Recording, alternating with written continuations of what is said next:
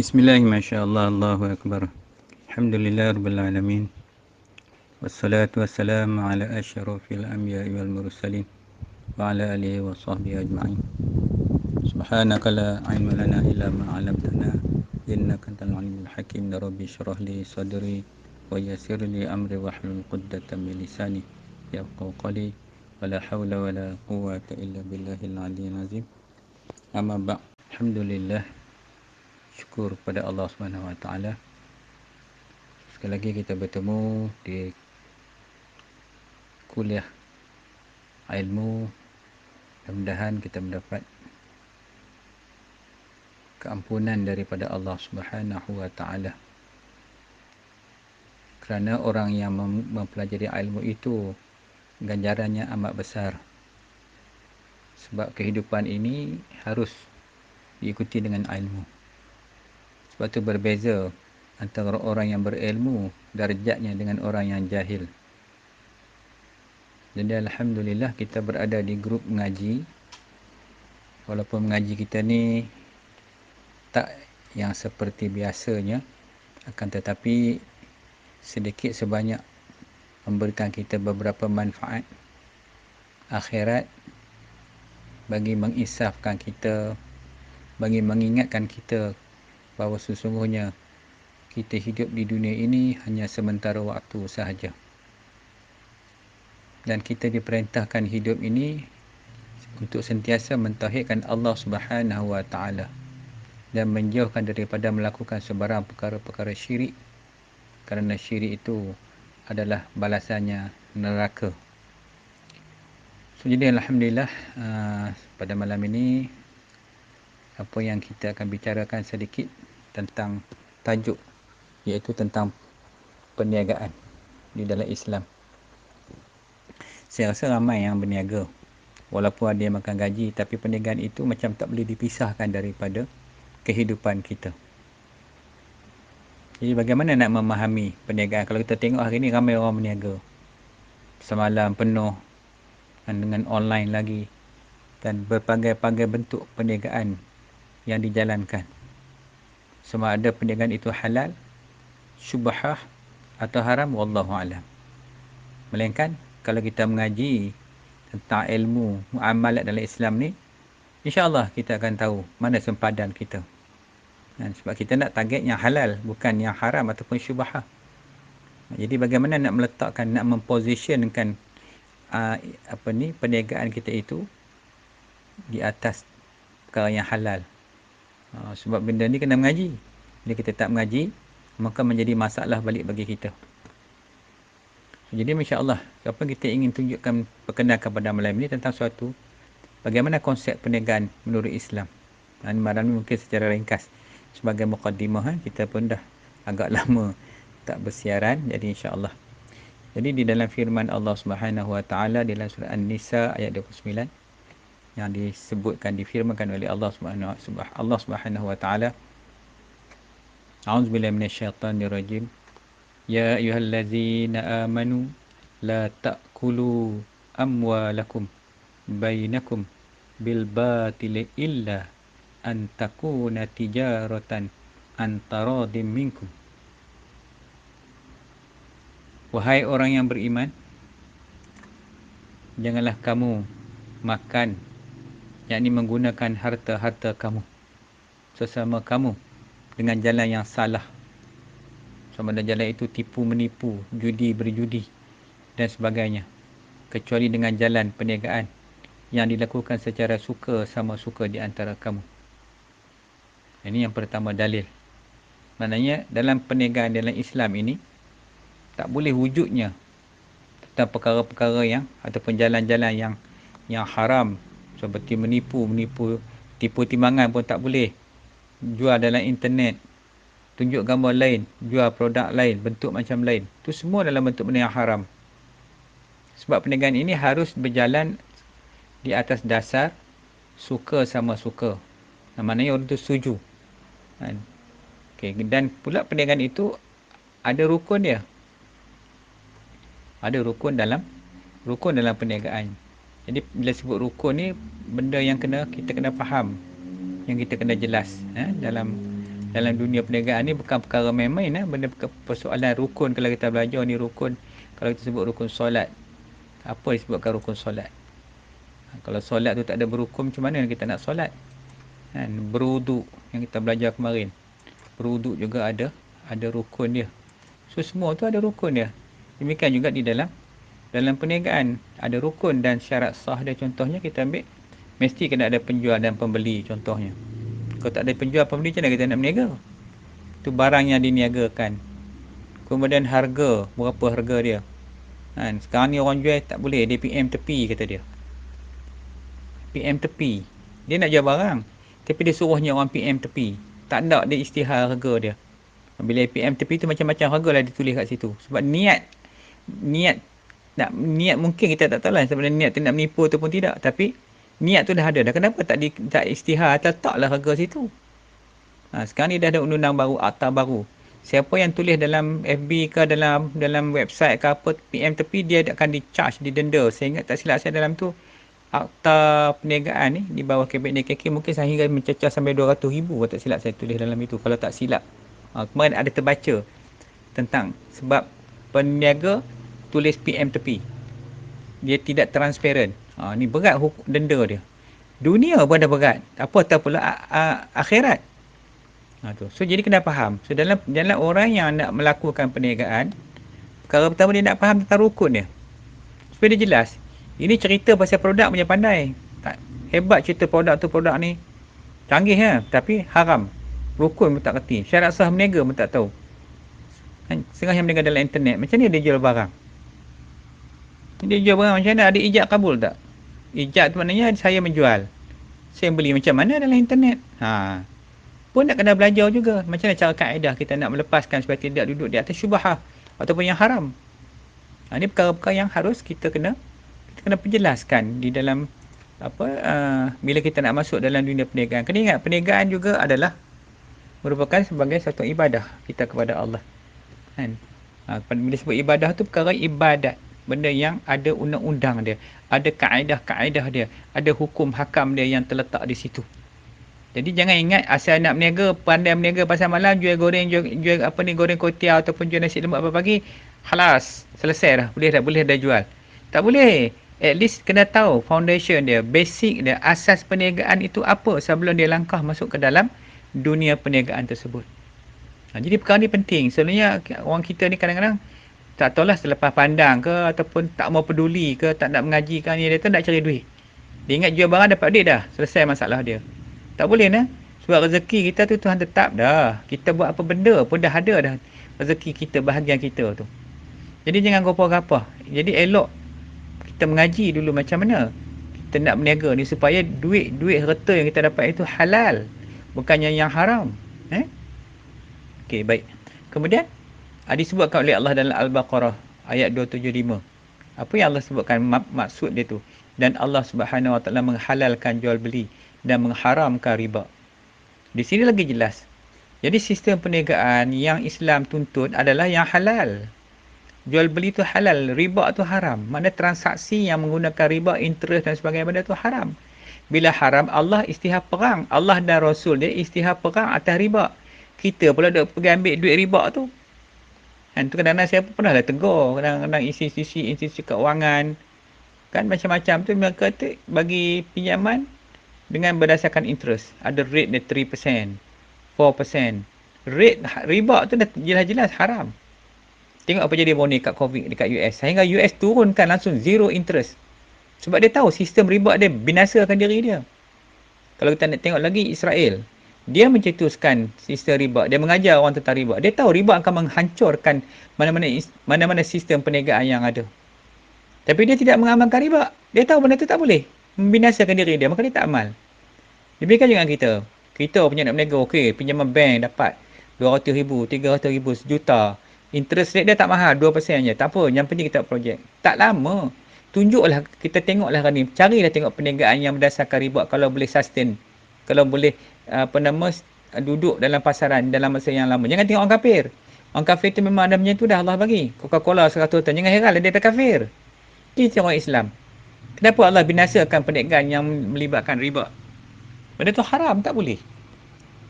So bila yang tak boleh, bila haram kita kena kata haram. Kalau ada pinjaman kau pun nak buat kan sebab nak majukan perniagaan dengan mengambil duit yang ada riba, maka kalau boleh it's better don't lah. Tak perlulah benda tu kalau melibatkan beriba. Sebab riba ni haram. Tapi nak ambil juga kononnya dengan alasan nak mengembangkan agama. Bang, nak cakap, engkau lah ada agama, kita orang Islam. Allah dah sebut dah. Allah menghalalkan jual beli dan mengharamkan riba. Bila haram tu balasan dia neraka. Besok bila dapat untung tu source of income, untung kita dapat daripada pinjaman yang haram jadi haram, kullu haram. Semua tu jadi haram. Darah daging jadi haram, semua jadi haram. Kita sanggup kena berdepan dengan api neraka Tuhan. Ni persoalan dia. So jadi kita kena usaha macam mana kita nak buat satu sistem. Orang Islam bukan seorang ni. Ramai-ramai orang Islam kena fikirkan macam mana nak menjadikan perniagaan kita tu halal. Duit yang dapat tu halal, bukan duit riba. Boleh pinjam zaman sahabat dulu, contoh sistem al-mudarabah. Sahabat-sahabat kalau kita lihat bagaimana Abu Bakar, Omar, Abu Bakar dengan siapa kita ingat tanah di Mekah tu. Infak dia sampai hari ni. Bawa duit. Dulu bukan ada bank. Sebenarnya bank, kalau kita cerita tentang sistem Islam, tak perlu pun bank. Orang-orang Islam yang kaya raya ada duit ni, dia boleh infakkan. Dia buat, okey, kamu nak berniaga kan? Aku bagi pinjaman duit. Nah, untung nanti bagi aku balik. Kalau al-mudarabahnya contohnya, berapa persen? Okey, kamu tak ada modal, aku bagi modal. Keuntungan aku nak 70%. Kamu ambil 30%. Fair lah, duit aku. Macam tu contoh. Al-mudarabah. Jadi sahabat-sahabat bagi kepada sahabat lain yang nak berniaga. Bagi balik pulangan tanpa riba. Boleh bukan tak boleh. Tapi kita tak nak. Kita nak berkeras juga dengan percaya dengan sistem riba. Kita percaya dengan sistem pinjaman. Bank tu dah kapitalis. Bila kapitalis ni dia kira untung. Dia kira persen tu keuntungan. Walau itu haram. Okey, baik. Jadi ini sebahagian kita nak kena faham. Jadi jangan kita tanam dalam jiwa kita tu. Boleh pinjaman. Kita tanya balik interest berapa? Sebab ni encik interest berapa? Kita tanya balik interest. Dia kata interest tak mahal, 3% je. Oh okey boleh insya-Allah boleh. Ada pula lapik insya-Allah boleh ambil loan ni. Kau tengok dia cakap itu interest tu apa? Interest tu riba dan Allah dah mengharamkan riba. Ini kelemahan kita. Sebab tu dia niaga ke apa, kena mengaji dulu. Bagi faham dulu. Baik, kita pergi kepada pengenalan pula. Islam, ad-din ni diwahyukan Allah kepada siapa? Rasulullah sallallahu alaihi wasallam. Kerana ad-din ni mencakupi seluruh aspek kehidupan. Apa yang kita buat daripada pagi sampai malam itu semua ibadat. Kena namakan ibadat. Supaya setiap yang kita lakukan itu mendapat pahala di sisi Allah Subhanahu Wa Taala. Bila buat ibadat, maknanya jangan buat benda yang Allah larang. Benda-benda yang haram apa? Benda-benda maksiat apa? Kufur maksiat itu kena tinggal. Benda yang tak boleh bawa. So jadi setiap hari bila bangun pagi sampai tidur balik, mana yang halal, mana yang haram. Kena tahulah. Nak tahu kena mengaji. Yang duk jadi masalah itu mengaji tak ada. Duk dengar lagu, tengok TV, lah ni tengok lagi teruk, tengok WhatsApp. Dah lah kena terperangkap dengan sihir-sihir dajjal tu. Seronok sangat. Dah tak nak mengaji? Duk seronok tu, duk cari ilmu, duk tengok tu sana masalah kemalangan, duk ambil sibuk hai orang. Benda tu tak faedah pun. Kamu ambil tahu paling buat apa pun bukan dapat pahala. Kalau kamu tahu rumah situ kena terbakar, dapat pahala ke? Tak. Tak usah sibuk hai orang. Allah Ta'ala dah susun dah kerja dia. Itu kerja Tuhan. Sebab kita biar kerja Tuhan. Kita jaga kita ni. Macam mana kita nak bangunkan, nak pastikan kita ni sentiasa duduk di dalam ubudiyah kita kepada Allah Subhanahu Wa Ta'ala. Baik. So, jadi bila apa yang dibuat oleh Nabi ni melengkapi dah. Jadi bukan tertumpu kepada aspek kehidupan ataupun ibadat khusus. Malah meliputi seluruh apa yang kita lakukan. Duduk diam, duduk saja ingat kepada Allah. Itu nama ibadah. Jadi, dan salah satunya muamalat ataupun perniagaan. Perniagaan ini benda yang telah diiktiraf oleh Islam sebagai suatu bidang yang penting dalam kehidupan manusia. Tengok macam mana Rasulullah sampai ke Madinah. Apa yang baginda buat? Dipanggilnya Sayyidina Abdurrahman bin Auf, disuruhnya Abdurrahman bin Auf duduk set up dalam bidang ekonomi, bangunkan ekonomi Islam supaya orang Islam situ dapat hidup, dapat berniaga, dapat bekerja dalam kehidupan mereka tu. Dan Nabi ajar pula macam mana hukum hakam dalam sistem muamalah Islam tu. So, benda tu dah jelas. Dan Nabi sendiri telah menunjukkan teladan yang baik di segi perniagaan. Bagaimana tengok Rasulullah berniaga. Sebab tu Nabi ni, kalau kita tengok Rasulullah berniaga macam mana? Dia bukan jual produk sangat, dia jual akhlak yang ada pada dia. Maksud jual tu, maksud dia bawa, dia carry suatu akhlak tu. Wa innaka la'ala khuluqul azim tu. Khuluqul Quran, khuluqul azim, khuluqul akhlak yang agung, akhlak yang mulia. Mana Nabi berniaga tu sehingga ketika Nabi nak pergi ke Syam, Nak sampai ke Syam sekian-sekian pekan, sekian-sekian purnama, sekian-sekian bulan nak sampai. Orang Syam dah tunggu dah. Duk tunggu Muhammad, mana Muhammad tak sampai lagi. Bukan nak tengok sambil berniaga barang, nak tengok akhlak Muhammad, nak tengok Muhammad. Kita hari ni macam itulah, kita berniaga. Bina akhlak elok-elok supaya orang sebut nama kita tu orang suka. Kalau dia datang tu, syekh tu datang, ataupun pakcik tu datang, ataupun abang tu datang, orang cukup seronok. Sebab akhlak dia cantik. Perangai dia cantik, semua cantik. Dia berniaga barang tak seberapa sangat, tapi orang suka beli barang dia. Sebab apa? Sebab dia menunjuk teladan yang baik. Sebab dia macam Nabi kita tengok kan. Nabi ni adalah Quran, the moving Quran. Quran yang berjalan. Sebab Rasulullah tu, apa yang dekat dari Nabi tu ada pada Quran. Apa pada Quran, ada pada diri Rasulullah. Dan Nabi sebut apa? 90% kekayaan dunia berada di dalam bidang perniagaan. Mana 10% sahaja, 10% sahaja duduk dalam bidang lain. Makan gaji, bekerja yang lain-lain. Tapi 90% tu adalah di bawah perniagaan. Maka sebenarnya perniagaan ni satu bidang yang amat hebat. Sebab tu Islam tu bangkit. Ekonomi kena selaras. Kita pun sama juga. Contohnya kita di dalam grup mengaji, kooperasi yang kita buat dan sebagainya. Maka apa yang perlu kat sini adalah perniagaan. So kita perlu berniaga. Tapi nak berniaga macam mana? Nak berniaga ni kena faham. Maka siapa yang nak berniaga dia kena ikut program ni, ikut kuliah dulu. Bagi faham dulu. Bukan duk cerita kuliah nak cari duit macam mana. Ini yang banyak program yang kita tengok motivator duk cerita tentang macam mana nak generate income. Cara dia itu ini. Adalah Islam sikit-sikit, sembahyang hajat lah itu ini kan. Walhal, hukum ni dulu kena belajar. Hukum hakam, halal, haram. Nak kena faham dulu kenapa perniagaan itu. Maka sebab itulah setiap pekerjaan, kalau yang kita buat tu, dinamakan ibadah. Jika diniatkan sebagai ibadah. Akan tetapi jika diniatkan untuk mencari kesenangan duniawi, nak senang, nak mewah, nak pakai kereta besar, dan dia orang gila pakai Velfire, nak pakai Mustang, nak pakai GTR, nak ambil Lamborghini lah, macam-macam lah pakai. Nakkan kekayaan dia cari. Nak menonjolkan followers banyak dalam FB, tunjuk habis, jual habis, gadai muka-muka. Kalau perempuan tu lagi teruk. Kan? Benda tak boleh jual pun dia jual. Wajah dia pun jual, tunjuk ke orang produk ni cantik, tunjuk muka dia. Perempuan lagi teruk. Perempuan tabarus ya. Tabarus ni benda yang menunjuk diri daripada orang yang bukan mahram, bukan haram. Ini pun satu hal juga. Nak kena faham. Ini semua benda-benda dunia. Perlukah tunjuk muka ke nak lakukan barang dia? Kalau dia yakin rezeki yang Allah bagi pada dia tu dah tetap, dia tak perlu pun tunjuk muka dia. Tunjuk barang sudahlah. Nak jual barang. Kenapa nak tunjuk muka? Nak bagi orang tengok. Kalau makan produk ni slim sampai macam ni. Ya ke? Betul kan? Kadang-kadang tipu je. Ini semua perkara yang kena faham. Jadi nak masuk dalam dunia perniagaan ini, dia ada undang-undang, ada hukum hakam dia. Syarak tu Allah yang tetapkan. Allah yang tentukan. Kalau kamu nak berniaga bagi orang Islam, macam ni kaedah dia. Ini hukum makan dia. Jangan kamu beyond. Jangan kamu pergi melebihi sempadan. Maka jadi haram kat situ. Maka bila niat dia tadi untuk mencari kesenangan duniawi, maka dunialah yang akan diperolehnya. Maka jadi sia-sialah pekerjaan itu. 30 tahun, 40 tahun berniaga. Hancur lebur. Hancur. Lah kali kita jumpa macam mana berniaga kamu bang? Tak tahu lah Ustaz. Tak jadi apa dah. Dah letih dah berniaga ni.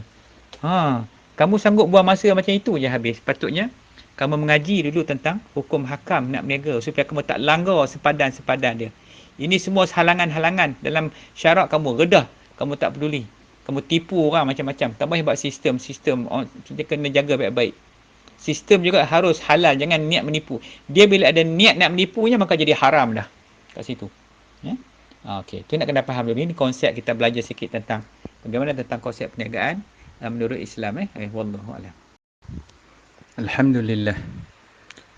Baik, kita lihat tentang bagaimana pula tentang masalah orang Melayu kita. Jadi, untuk memecahkan kemelut dan kebuntuan usaha Melayu. Jadi, apa yang kita nak sebut? Kita mungkin boleh ubah balik pendekatan dari segi usahawan Melayu kepada usahawan Melayu mukmin. Kalau usahawan Melayu terhenti atas nama bangsa. Tapi kalau usahawan Melayu Muslim, Melayu mukmin, maknanya kita jelas kat situ. Kita pun seronok sebut. Kita jadi usahawan orang Islam, Melayu Islam. Melayu yang beriman kepada Allah. Melayu Islam, Melayu yang taat kepada segala perintah Allah dalam rukun Islam. Dan Melayu mukmin tu, usaha Melayu mukmin pula, usaha Melayu yang beriman kepada Allah dan Rasul. Tu mungkin better words. Kalau sebut terhenti pada Melayu, dia jadi bangsa. Bila usaha bangsa, kita tak cakap pasal agama dah. Kita dah sibuk cakap pasal macam mana nak majukan usaha Melayu. Usaha Melayu jadi begini, bagi duit habis, lebuh sana, lebuh sini. Dia bukan masalah apa. Dia masalah pasal dia tak mukminkan diri dia. Dia tak muslimkan diri dia. Dia bila duduk atas tempat beriman kepada Allah dan Rasul tu, dia tak jadinya huru-hara macam hari ni punya usahawan ni kita tengok. Bagilah package siapa pun sekalipun nak bantu. Macam itulah jadi. Bagi duit, lebuh duit. Bukan beli niaga, beli kereta, beli itu, beli ini. Jolly enjoy sana. Ini kemelut-kemelut. Ni kita nak pecahkan kebuntuan. Mana kita kena tarik keluar. Kita kena seret usahawan-usahawan Melayu ni balik kepada Islam. Tak kisahlah macam mana pun. Tarik keluar balik daripada dalam dunia. Dunia yang duduk dalam bukan yang mukmin tu tadi. Ini kerja kita. Kerja siapa? Sama-sama lah kita kena buat. Seorang tak boleh. Siapa yang ada pengalaman, yang ada pengetahuan, yang ada ilmu, dia kena berusaha. Dah ajak, jangan nak tengok saja. Waktu maghrib, duduk niaga pasal malam lagi. Semayang tidak. Macam mana? Takkan nak biar. Sepatutnya, persatuan contohnya, persatuan pasal malam ke. Dia kena tentukan. Semayang, tutup. Waktu solat tu, waktu maghrib tutup semayang tu semua dulu. Berhenti perniagaan. Suruh rela ke siapa jaga sekejap. Pergi semayang semua. Kan sambung, nak sambung balik. Yang penting solat dulu. Macam-macam jawab dia orang Melayu ni, usahawan ni pula. Pasal malam tak boleh, baju dia kotor. Nantilah balik rumah karang, dah lebuh, tak semayang langsung. Ini pun siapa tu punya tanggungjawab? Penganjur. Penganjur yang akan tanggung segala dosa-dosa orang tak solat masa tu. Dia yang nganjur. Dia nak menganjur, dia konon-konon dia persatuan, dia menganjur, dia lah kena tanggung. Ini pun masalah juga yang berlaku. So, kemelut yang berlaku. Jadi kita bincang balik tajuk kita. Kemana hala tuju usahawan Melayu? Jadi persoalan ini hanya boleh dijawab berdasarkan kepada nawaitu ataupun niat. Siapa yang masuk dalam dunia perniagaan, tanya dulu niat. Kamu berniaga niat apa? Apa niat kau berniaga? Oh, saya berniaga, niat saya berniaga ni nak tampung rezeki kehidupan saya, untuk saya punya survival, untuk anak isteri saya, itu ni macam-macam jawabnya. Ini persoalan. Sebab apa? Daripada niat itulah akan terbentuklah tujuan dia berniaga. Niat ni macam blueprint tau. Dia simpan, Allah Ta'ala simpan tu di dalam alam tu. Kalau tengok dalam frekuensi ni, dalam alam tu, segala yang kita cakap apa semua disimpan.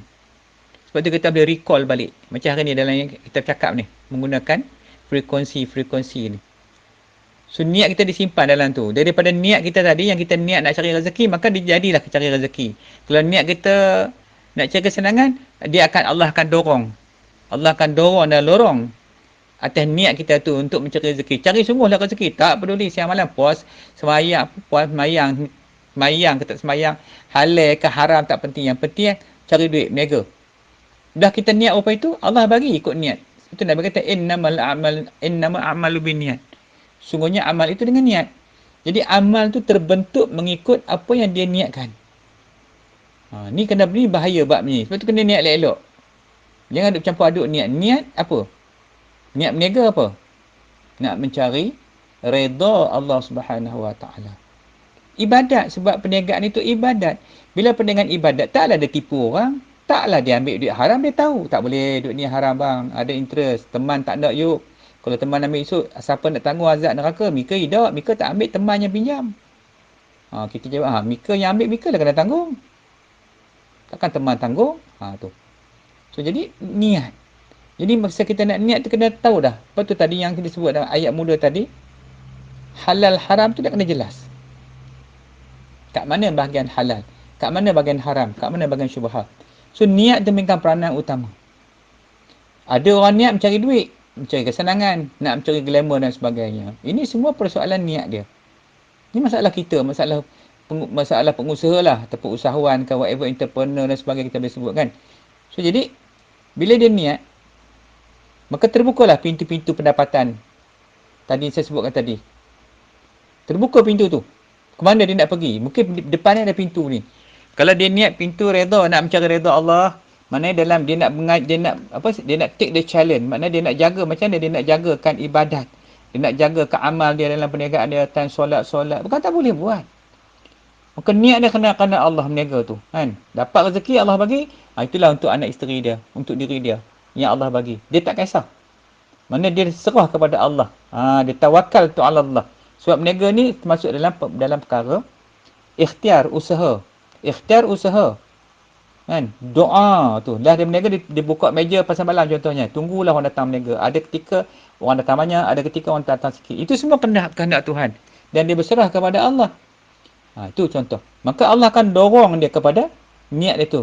Mencari redha Allah. Ada yang pula niatnya nak cari income yang hebat. Maka Allah bagi pada dia. Dia ikut niat. Halal haram kita nombor dua. Kan? Ataupun yang datang pada dia tu melalui bukan sekadar halal haram atau syubhah. Malahan satu lagi disebut sebagai istidraj. Istidraj ni. Ini pun satu hal juga. Jadi mungkin ada orang akan bertanya, saya nak tahulah kalau income halal macam mana?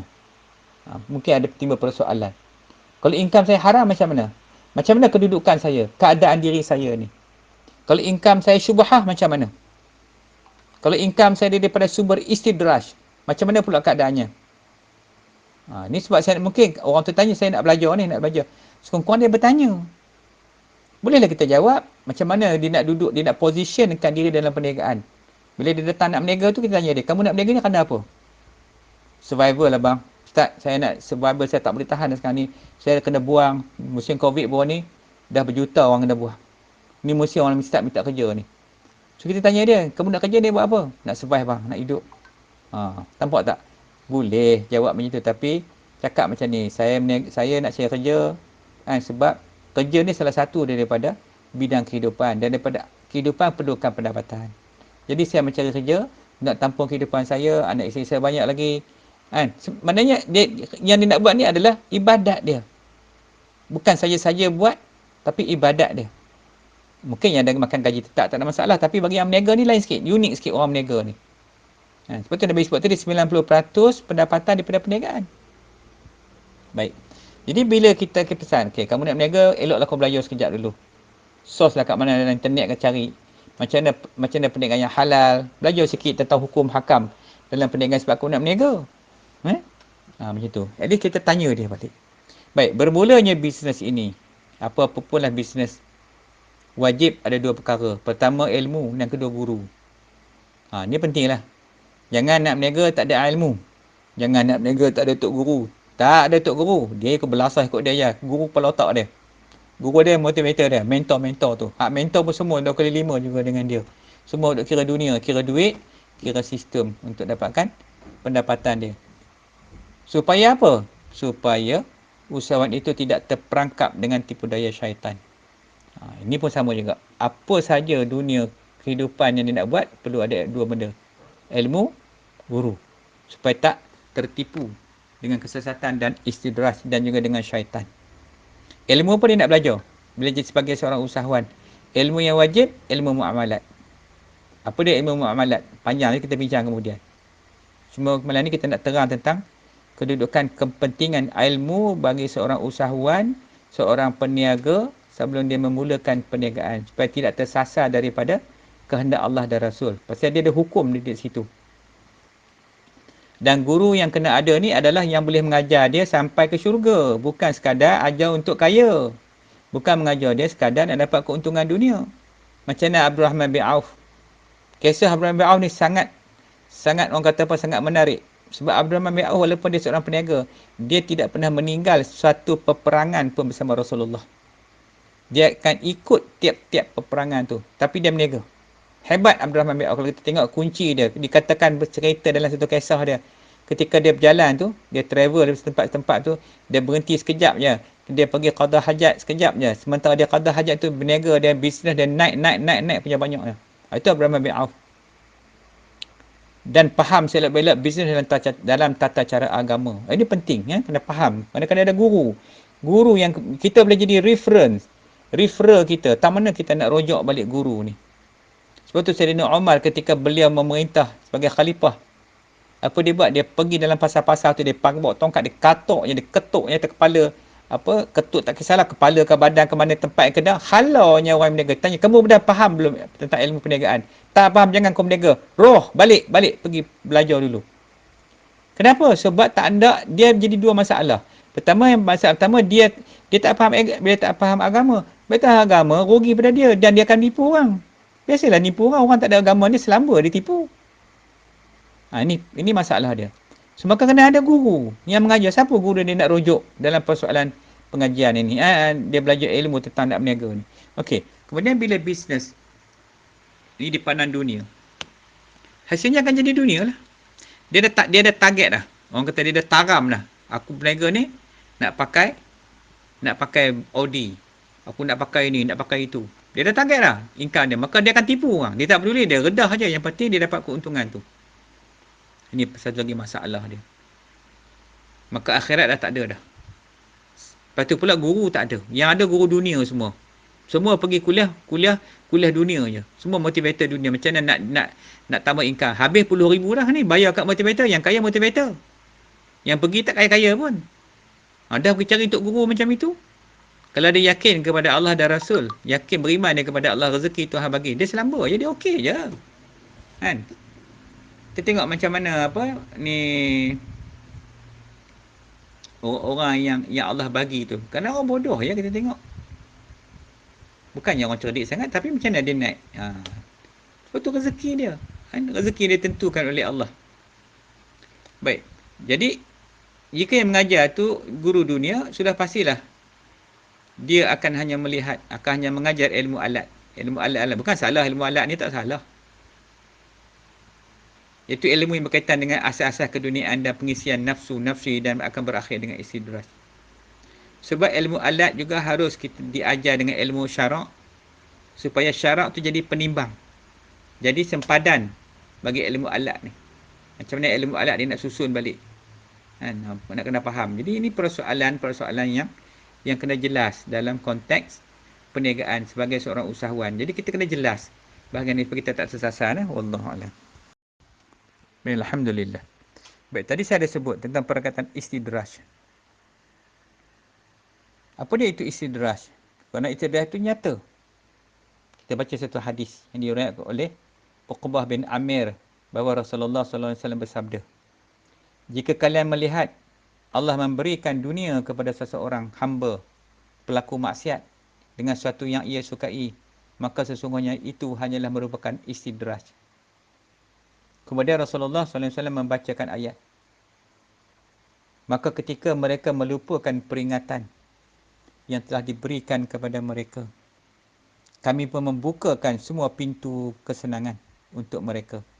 Sehingga ketika mereka bergembira dengan apa yang telah diberikan kepada mereka, kami seksa mereka secara tiba-tiba. Maka ketika itu, mereka terdiam putus asa. Baik, ini satu persoalan hari ini kita lihat. Kadang-kadang orang tu tak solat. Orang tu buat maksiat. Tapi Allah bagi kesenangan pada dia. Mereka tu senang, hebat pakai. Yang kita ni setengah mati. Yang semayang ni, yang buat ibadat. Tapi tak mau senang-senang juga. Duk susah situlah. Tapi ada orang yang tak peduli pun semayang. Orang kata semayang bang ni. Tak berkisah. Tapi dia diberi kesenangan oleh Allah. Maka itulah nama dia istidraj. Maknanya istidraj ni suatu pemberian Allah Ta'ala yang Allah tak suka. Allah diam, kamu doan, aku bagi kata Allah. Tapi kamu jaga. Allah kata, aku bagi. Kamu nak, aku bagi. Macam orang kafir kita tengok. Macam berlaku hari ni wabak, kita tengok pandemik COVID-19 yang kita dah belajar panjang. Kita melalui suasana COVID selama hampir 3 bulan. Dan sekarang pun COVID tu bukan habis lagi. Merata dunia lagi dah makin naik balik untuk second wave, kita tak tahu lah. Na'udzubillah, kita minta berlindung kepada Tuhan. Bila Nabi sebut COVID, wabak itu kata Nabi adalah wabak itu adalah azab bagi orang-orang yang Allah mengendaki dan rahmat bagi orang mukmin. Macam tu, kesenangan kita tengok. Hancur dah. Dunia hari ni collapse. Rebah, tersungkur, jatuh. Mana kebanggaan industri pelancongan? Hancur lebur. Kapal terbang tak boleh terbang. Hantar pergi desert dekat Australia tu. Simpan dekat dia punya kubur dia. Kubur kapal terbang. Sebelum ni orang berbangga-bangga dengan kehidupan duniawi. Itu merupakan istidraj. Sama juga istidraj mana kurniaan Tuhan yang Tuhan bagi. Ini azab. Tapi bagi orang mukmin, kita ni tak adalah kaya raya sangat. Kita ni sekadar ala kadar. Orang biasa je. Tak adalah kita rasa teruk sangat. Tapi kena berusaha. Cepat-cepat segera. Duduk dalam kumpulan balik. Balik kepada jemaah. Jangan bila jadi macam ni pandemik, kita duduk seorang-seorang lagi. Nak berkeras juga. Nak berniaga seorang-seorang. Tak nak berkawan dengan orang. Tak boleh. Sebab ketika ini, kita wajib berada dalam mana-mana jemaah. Dalam mana-mana ta'ifah. Dalam mana-mana kumpulan. Supaya kita tak jatuh. Segera kembali. Balik duduk mana jemaah balik. Koperasi ke apa ke. Yang boleh dalam tu kita bantu-membantu. Saling membantu-membantu. Lupakanlah. Kita nak senang. Dulu memang kita mewah. Kita pakai kereta mewah-mewah. Sebiji kereta 400 ribu. Belfire saja dekat 300 ribu beli. Tak payahlah. Kita beli kereta murah mana cukup lah. Belilah 450 ribu pun. Yang penting, kita boleh survive. Duduk. Kita rasa bahagia. Duduk dalam kehidupan yang lebih bahagia. Jangan jadi orang yang Allah beri istidraj. Istidraj. Tengok macam Allah sebut dalam Quran tadi. Ayat apa? Al-An'am. Ayat 44 tu. Jadi, maka ketika mereka melupakan peringatan yang telah diberikan kepada mereka. Ini orang yang lalai, yang leka. Dia asyik dengan dunia, duk kumpul harta, kumpul duit, kumpul projek. Tuhan buka pintu kesenangan. Tuhan buka pada mereka. Buat apa pun jadi. Dan ketika mereka sedang bergembira, ketika itulah Allah seksa mereka secara tiba-tiba. Tak pernah orang terfikir pandemik COVID akan datang. Tak ada siapa terfikir. Orang ingat sekejap je. Habis je lah tu. Habis lah. Sampai hari ni tak habis. Tengok semalam dekat US. 70,000 cases. Korea, Japan, Australia naik balik. Malaysia pun dah mula ada balik dah. Kalau kita leka lagi, duk takabur lagi, jangan. Masa ni kita kena banyak istighfar. Kita tengok balik apa yang berlaku. Allah seksa, Allah tak kisah. Allah tak peduli. Bila manusia tu dah kufur, bila manusia kufur ni, wala in kafartum inna azabi la syadid. Kalau kamu kufur nikmatku, azabku amatlah pedih. Hari ni tengok jatuh tergolek habis semua orang. Inilah dipanggil istidraj. Maknanya Allah bagi, Allah bagi. Allah bagi, kamu nak bagi. Macam orang buat sihir lah kot orang. Sihir Allah bagi. Tapi jaga kamu balik balasan dia besok. Ni yang kita harus ingat. So jadi persoalan istidraj, eloklah kita faham baik-baik bagaimana kita jangan terlekat, jangan terperangkap di dalam perkara-perkara istidraj. Jangan kita rasa sombong, bangga. Tengok, aku tak solat macam kamu tapi aku senang. Tengok, kamu tu duk tungguin terbalik solat, apa kamu dapat? Dihina, dikutuk lagi orang beribadat. Jangan duduk tempat situ. Sebab bila-bila masa saja bala akan sampai pada orang macam ni. So kita jangan duduk tempat macam itu. Sebab tempat tu semua azab Allah akan turun pada mereka tu. Wallahu a'lam. Alhamdulillah. Alhamdulillah. Jadi bila kita cakap tentang persoalan tentang keusahawanan, keusahawanan ni, cuba kita perhati tengok kan. Saya rasa anda sekalian yang mana terlibat dalam dunia perniagaan ni, cuba perhati tengok. Ada tak ulama-ulama yang duduk dalam dunia perniagaan hari ni yang boleh kita jadikan contoh teladan? Yang jadikan contoh, ataupun ustaz-ustaz yang boleh kita jadikan contoh, ataupun orang-orang yang beragama yang kita jadikan contoh dalam dunia perniagaan hari ni. Siapa kita nak ambil contoh hari ni? Di Malaysia ni lah, so cerita lah jauh-jauh. Kat Malaysia ni sudah. Kita tengok siapa yang boleh kita jadikan contoh. Maksud saya tu contoh dari segi apa yang dia buat tu mengikut syarak. Sama ada dalam perniagaan, dalam kalau kedai, di kedai dia bagaimana, kalau kedai restoran macam mana. Macam mana nak buat restoran dia yang halalan tayyibah. Kita dah cerita tentang halalan tayyibah. Halal ke tidak? Tayyibah tak tahu lagi. Kalau restoran pula, yang masak kat restoran tu macam mana pula? Basuhnya ikut taharah tak? Bersih tak? Ayam-ayam, ikan-ikan, sayur-sayur yang dimasakkan itu pula? Bahan-bahan yang digunakan itu pula halal ataupun tidak? Jadi,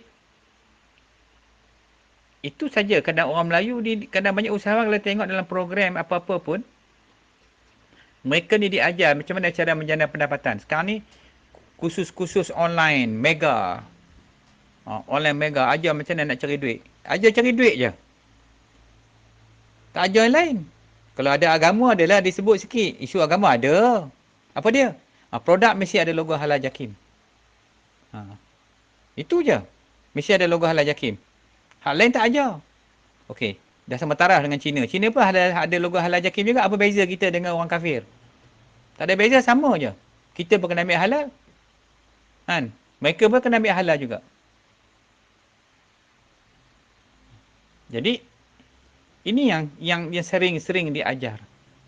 Ataupun mungkin diajar juga tentang niat. Oh, tuan-tuan, para usahawan, niat kena betul. Gitu. Ajar gitu.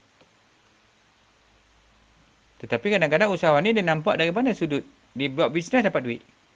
Habis mengaji ya, kalau UiTM contohnya kan, okey dah dapat peluang dah online.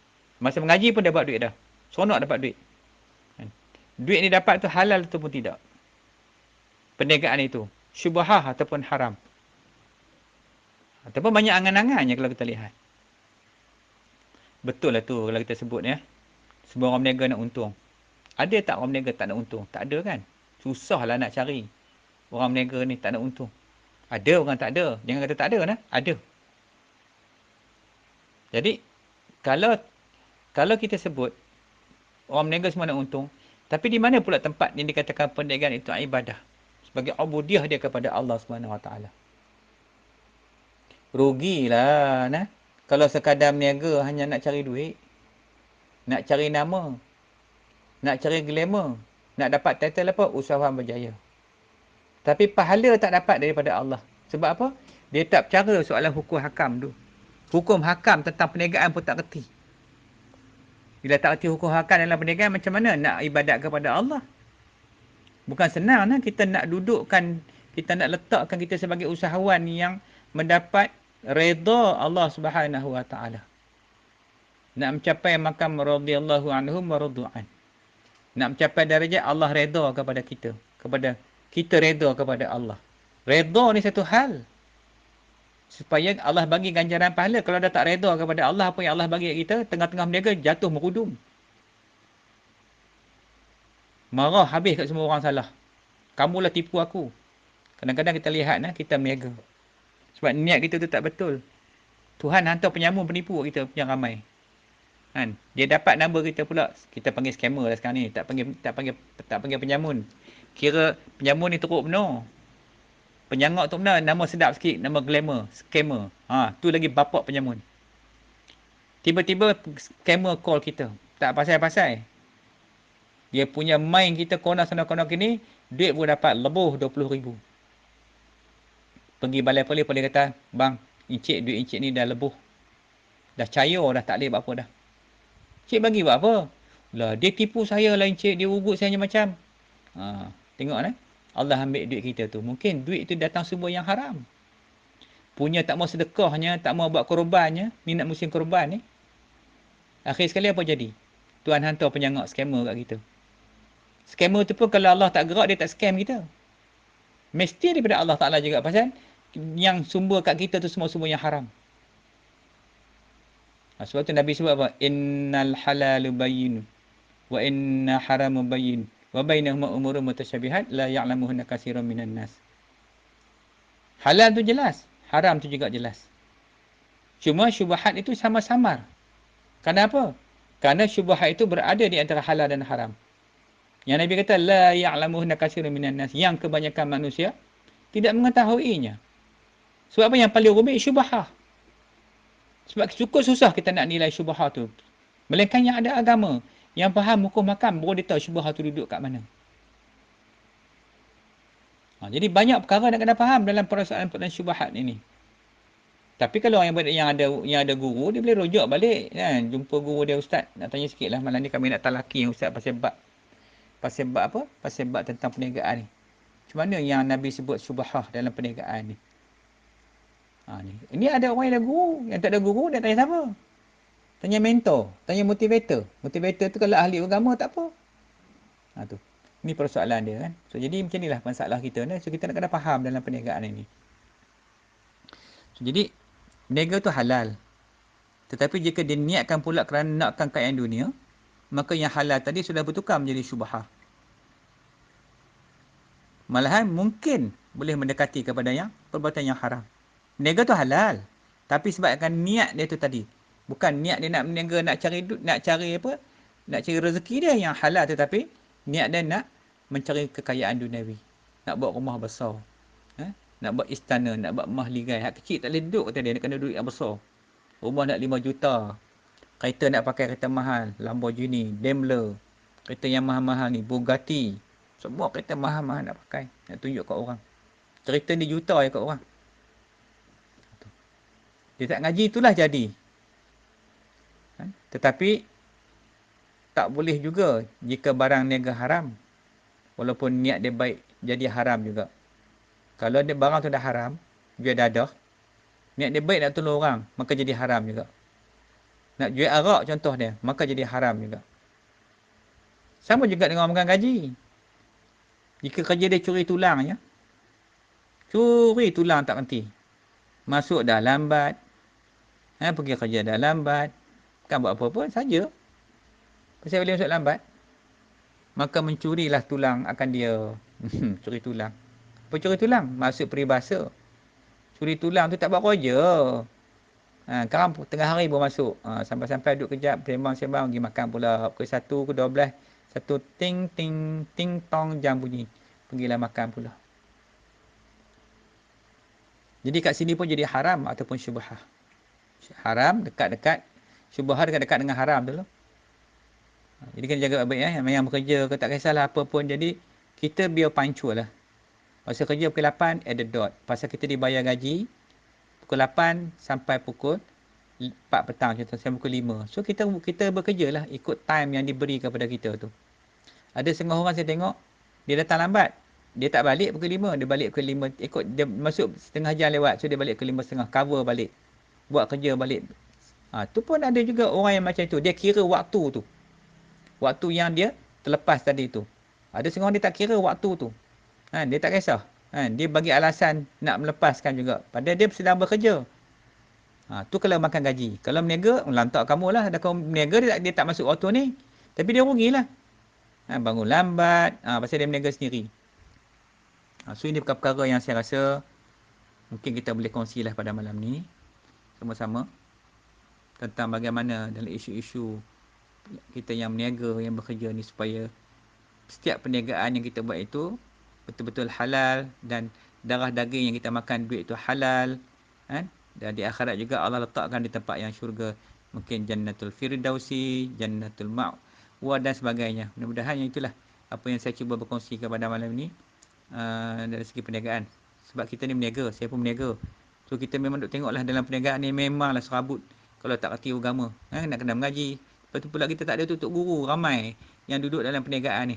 Tok guru banyak duduk tempat lain. Jadi seolah-olah dunia perniagaan ni terbiar. Jadi anak-anak muda nak berniaga, tak ada orang tegur. Tak ramai orang yang menegur tu. Tak ada satu sistem khusus tentang perniagaan Islam yang banyak diterangkan macam mana nak cari duit lah. How to generate your income. Macam-macam. Tu buka lah. Kita tengok ada macam-macam dalam grup. Dengan sistem multi levelnya, sistem apa nama ni, yang sistem perniagaan online dah, offline dah dan sebagainya. Jadi semua ni kena ambil kira. Jadi kita sebagai orang Islam yang beriman kepada Allah dan Rasul, kita kena faham. Kita balik kepada Allah. Carilah tok guru, ustaz-ustaz yang boleh kita bertanya balik. Jadi sebab itulah kita dalam grup mengaji ni pun, kita cubalah wujudkan ruang-ruang, walaupun mengaji kita online macam ni, harap mana-mana yang mengaji itu boleh ubah mana yang silap. So alhamdulillah, syukur kita kepada Allah. So insya-Allah, so malam ni kita dah sampai ke kemuncak. Sebab besok kita dah pergi kepada hari apa besok, dah masuk bulan Zulhijjah dah. So kita mulalah besok orang nak puasa ke apa ke dah boleh dah. So bagi orang-orang yang ingin melakukan ibadah kurban, maka sunat, kata Nabi, sunat dia korban ni, maknanya dia jangan potong rambut, jangan potong kuku sebagai dia nak berkorban. Kalau yang mana tak berkorban tak apa, tapi malam ni saya mengesyorkan, mencadangkan kalau boleh carilah duit sikit, kambing seekor pun tak apalah untuk korban, sebab korban ni besar sangat pahala dia, ganjaran dia. Jadi janganlah tak berkorban. Kalau tengok orang lain pun sibuk orang nak korban, sebenarnya kita kena plan daripada awal, simpan duit untuk kita nak melaksanakan ibadah korban. Sebab ibadah korban ni ibadah yang sangat-sangat dituntut dalam Islam, dan Nabi tak pernah miss. Korban tu memang Nabi buat banyak ekor kambing sekali. Kita tak kisahlah kalau nak share lembu ke, kalau tak ada duit lagi, mungkin boleh kongsi tu dalam internet banyak tu. Orang-orang yang buat korban dekat Afrika lah, India lah, Cambodia lah. Mungkin sebahagian 300.5. Tak kisahlah. Kalau nak buat sendiri, kambing mungkin sampai 800.5, 900. Banyak.